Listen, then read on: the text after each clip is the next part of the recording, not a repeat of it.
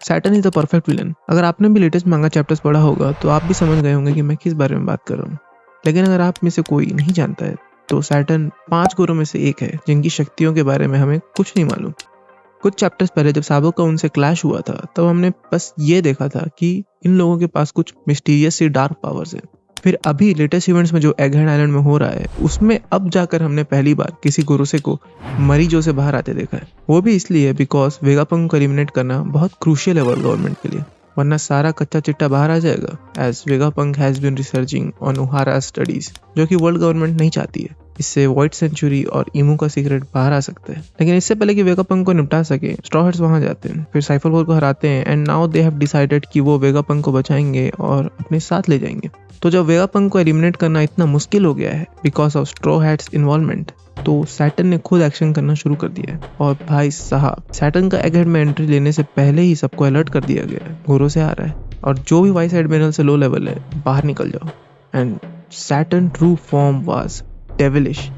मतलब देखकर ही समझ आ रहा है ये कुछ डार्क इविल पावर्स को रिसेंबल कर रहा है, जिसको अगर कोई लो लेवल मरीन देख भी ले तो सीधा मौत। And the power this guy have, सारे स्ट्रॉ हैट्स फ्रीज हो चुके हैं, कोई मूव तक नहीं कर पा रहा है। It's different than Haki. ये लेवल है एक गोरोसे का। लूफी तो इस कंडीशन में भी नहीं कि कुछ कर सके। और जब ये सब हो रहा था तब हमें पता चलता है कि कुमा और बोनी का सैड पास्ट के पीछे का कारण सैटर्न ही है। जो डिसीज बोनी को गिनी से हेरिडिटरी मिला था, जिसको क्योर करने के बदले में कुमा को गवर्नमेंट स्लेव बनना पड़ा था, उसके पीछे का कारण सैटर्न ही है। इट वाज सैटर्न जिसने गिनी पे एक्सपेरिमेंट किया था to make her 8th holy lady, जो कि शायद सेलेस्टियल्स में कोई बड़ा पोजीशन है।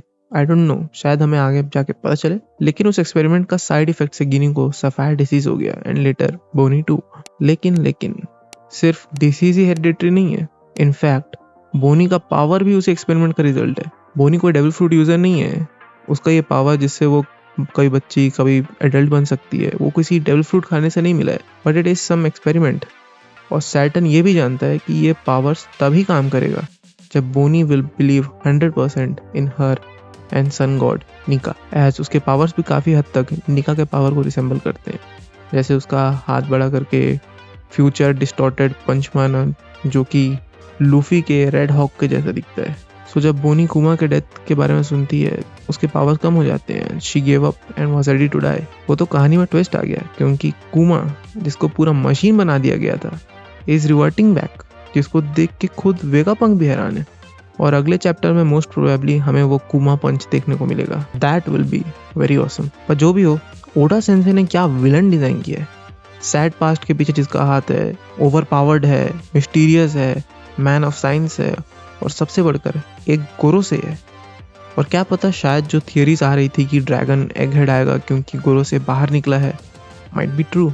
इसीलिए शायद हमें ड्रैगन का एक पैनल भी दिखाया गया और किजारू ने भी कुछ अनयूजुअल किया है। तो आगे के chapters will be more interesting. Let's see what Oda is cooking. चलो फिर मिलते हैं अगले बार। Bye bye.